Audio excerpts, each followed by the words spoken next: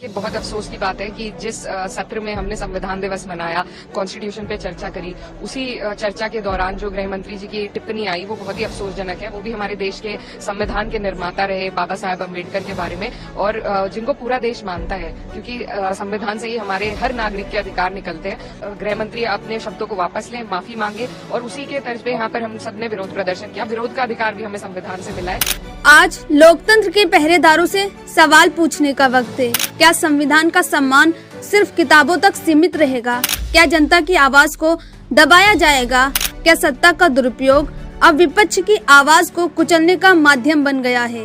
कांग्रेस सांसद और नेता प्रतिपक्ष राहुल गांधी पर दर्ज केस को लेकर पार्लियामेंट में जोरदार प्रदर्शन जारी है। समाजवादी पार्टी की सांसद इकरा हसन ने कहा, संविधान से हमारा ध्यान नहीं भटकेगा, बाबा साहब से हमारा ध्यान नहीं भटकेगा, और हम अभी भी अटल है कि गृह मंत्री माफी मांगे, अपने शब्दों को वापस लें। गृह मंत्री ने हमारे संविधान निर्माता बाबा साहेब अम्बेडकर के बारे में जो बयान दिया है वो न केवल आपत्तिजनक है बल्कि देश की भावनाओं के खिलाफ भी है। उन्होंने गृह मंत्री से सार्वजनिक रूप से माफी मांगने की मांग की और कहा, हम संविधान की गरिमा की रक्षा के लिए शांतिपूर्वक प्रदर्शन कर रहे हैं। 2 दिन से ये विरोध बिना किसी झगड़े के चल रहा है, लेकिन सरकार मुद्दे से ध्यान भटकाने की कोशिश कर रही है। लेकिन हमारा ध्यान न संविधान से हटेगा न इस लड़ाई से। जब उनसे पार्टी नेताओं पर हो रही जांच और FIR पर सवाल किया गया तो इकरा हसन ने कहा, खासतौर पर मैं उत्तर प्रदेश के बारे में कहूंगी। कई हमारे पार्टी के ऐसे लोग हैं, इरफान सोलंकी साहब हैं, आजम खान साहब हैं, अब जिया उर रहमान वर्ग जो हमारे सांसद है संभल से, उन पर कार्रवाई हो रही है। उससे पहले भी कई लोग, मेरे भाई के ऊपर इसी तरीके से कार्रवाई की गई थी। तो ये इस सरकार का प्रचलन है, इनका तरीका है। लेकिन हम समाजवादी के लोग हैं और हम डरने वाले नहीं है, ना हम झुकने वाले हैं। हम हिम्मत से अपने लोगों की लड़ाई लड़ते रहेंगे। ये सरकार विपक्ष की हर आवाज को दबाने का काम कर रही है। जो भी उनके खिलाफ बोलता है ये उन्हें चुनौती देते हैं, उसे झूठे मामलों में फंसाया जाता है। उन्होंने उदाहरण के तौर पर कहा, चाहे वो इरफान सोलंकी हो, आजम खान हो या जियाउर रहमान बर्ग, सभी को परेशान किया जा रहा है।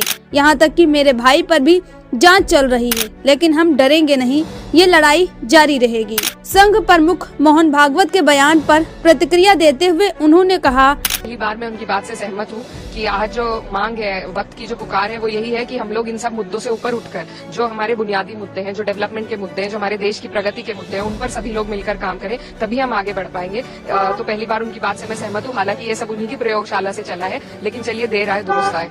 पहली बार मैं उनके किसी बयान से सहमत हूँ। उन्होंने कहा कि हमें इन छोटे मुद्दों से ऊपर उठकर देश के विकास पर काम करना चाहिए, लेकिन मुझे याद दिलाना चाहिए ये बयान उसी प्रयोगशाला से आया है जिसने इन मुद्दों को हवा दी। फिर भी देर आए दुरुस्त आए।